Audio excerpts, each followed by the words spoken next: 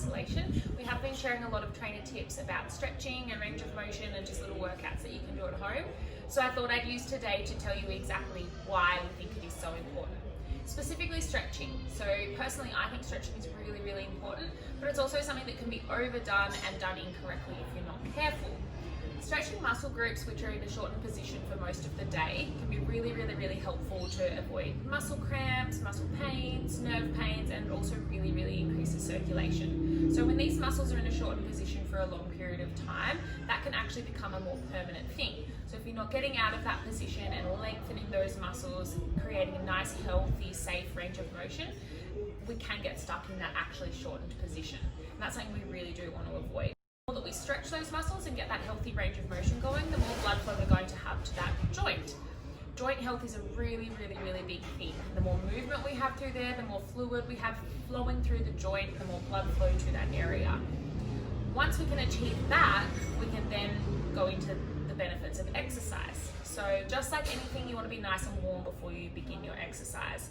This can make sure that your muscles are warm, they've got a really good blood flow, so then when you are in here load bearing, doing strength training, gait training, transfer training, anything like that, you're going to be nice and warmed up and you're at a lesser chance of injuring yourself.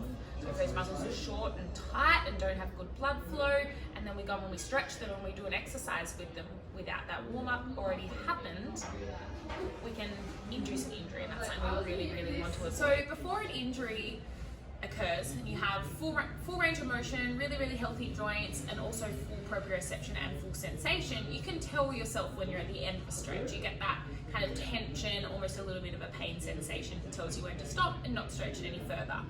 After an injury, that proprioception may be altered, your sensation may be altered, or you may have someone helping you with the stretching.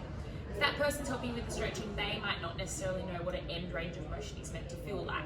So that's where it's really important that you just stay within normal ranges. So if you're feeling really, really tight or you've been sitting for a long period of time, it's important to take it easy and slowly go into those stretches. Your range of motion may increase over time, which is something that we do encourage, but we want it to be limited. So there's some people that after injury, they start to get a little bit of joint laxity, especially in their hips, knees, or ankles. Hips is a really, really big one. So a lot of people after injury, they can get their leg close to over their head, which is something that they couldn't achieve before their injury. This is probably a little bit more of a red flag than what you may think, just because there might be quite a bit of joint laxity going on in that hip, and that's something that we really do want to avoid, especially if you're going to be doing tricky transfers or load bearing, gait training, or anything where you really want that joint stability to be nice and safe, once again to avoid injuring that joint. Alright, if I haven't already sold stretching enough to you, then I haven't done my job properly. But number 2, stretching can actually increase muscle activation.